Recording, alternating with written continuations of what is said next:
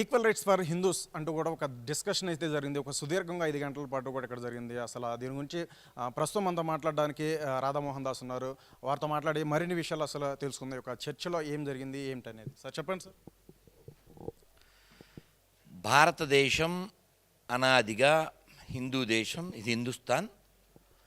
కాకపోతే స్వతంత్రం వచ్చిన తర్వాత మనం చాలా దేశాల రాజ్యాంగాలు తీసుకుని రకరకాల కూరలతో రకరకాల ఇళ్లలోంచి భోజనం చేసినట్టుగా ఆ దేశం నుంచి కొంత, ఈ దేశం నుంచి కొంత ఏవో తీసుకుని ఓ రాజ్యాంగం తయారు చేసి ఈ దేశ అస్తిత్వానికి మనమే నిప్పు పెట్టుకున్నాం.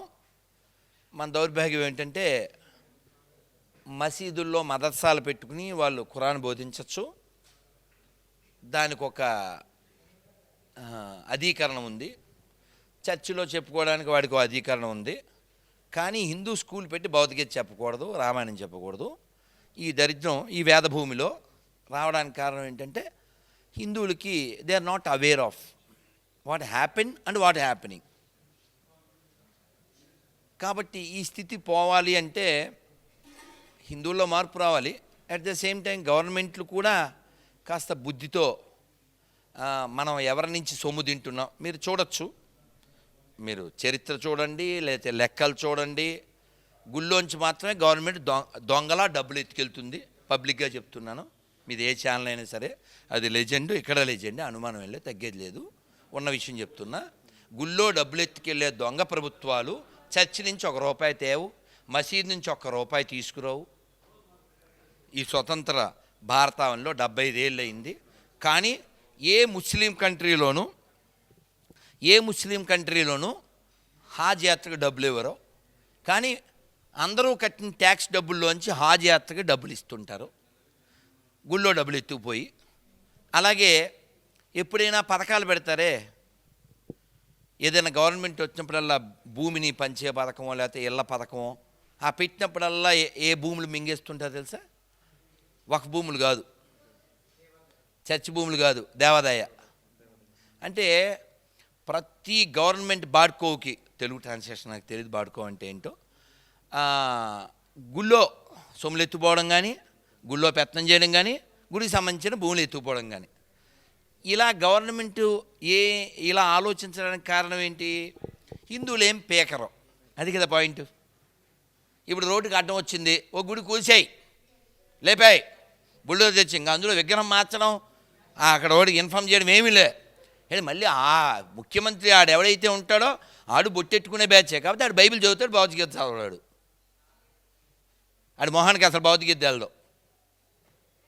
సో కాబట్టి హిందుత్వ భావన లేని నీచ్ కమీన్ రాజకీయ నాయకులు ఉన్నంతకాలం ఈ సెక్యులరిజం అనే వ్యాధి మన దేశాన్ని తింటూనే ఉంటుంది. మీరు గమనించండి, కుల భవనాలు ఉన్నాయి మనకి. కమ్మ భవనం, కాప్ భవనం, రెడ్డి భవనం, యాదవ్ భవనం. అంటే హిందువుని కులాలుగా విడగొట్టి వాళ్ళని మతంగా ఏకం చేస్తూ ఉంటారు, అవి మండపులతో. కాబట్టి హిందువులకి ఈక్వల్ రైట్స్ లేవు. అసలు ఈక్వల్ రైట్స్ ఏంటి తొక్క అచ్చదిల్లో చెప్తున్నాను, అసలు రైట్సే లేవు. మన డబ్బులతో వాళ్ళని మేపుతున్నాం. మన సిగ్గులేనితనంతో మనకి స్వాభిమానం లేదు కాబట్టి, అన్ని మతాలు సమానం అనే దరిద్రులు ఎక్కువైపోయారు కాబట్టి ఈ దరిద్రం ఉంది, ఇంకా ఉంటుంది. అన్ని మతాలు సమానం అనే దరిద్రులు ఉన్నంతకాలం ఈ దేశంలో ఈ సమస్యలు ఉంటాయి.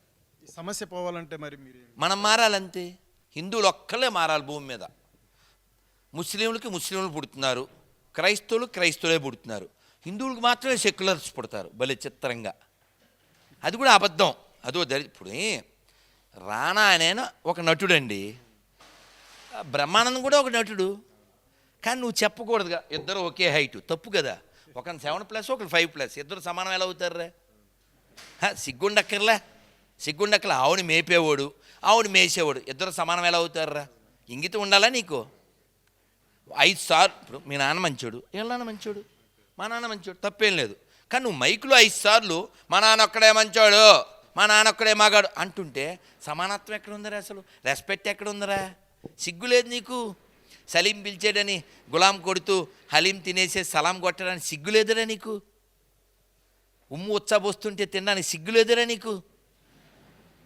ఈ దేశం బాగుపడాలి అంటే మాత్రం సలహా చెప్తాను.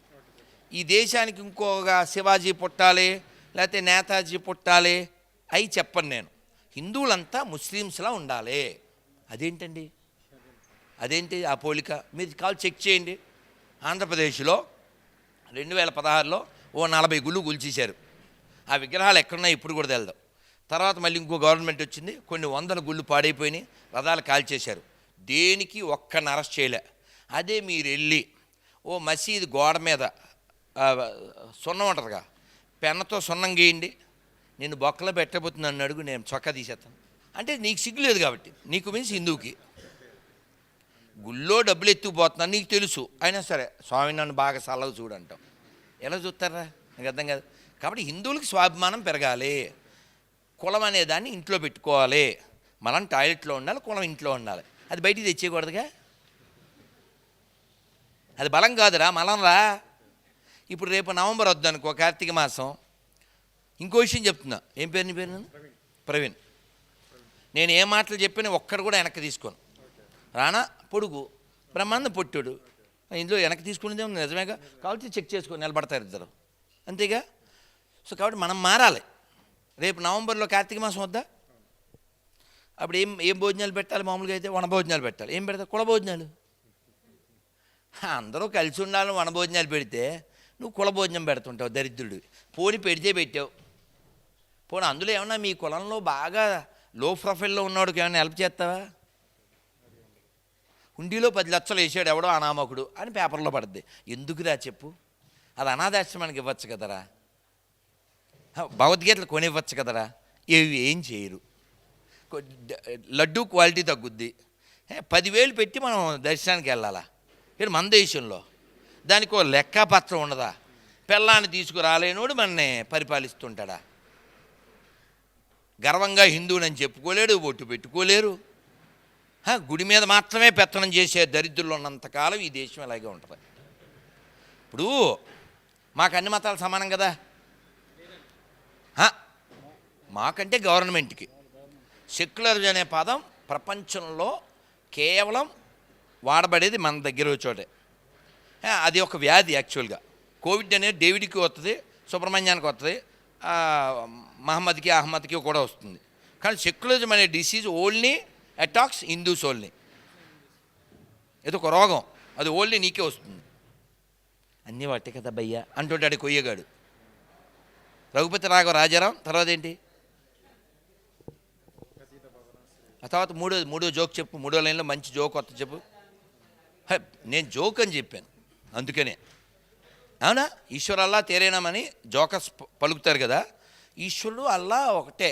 ఎవరు చెప్తారు? ఈశ్వరుడు నమ్మినోడు చెప్తాడు. అల్లా నమ్మినోడితో చెప్పించరా?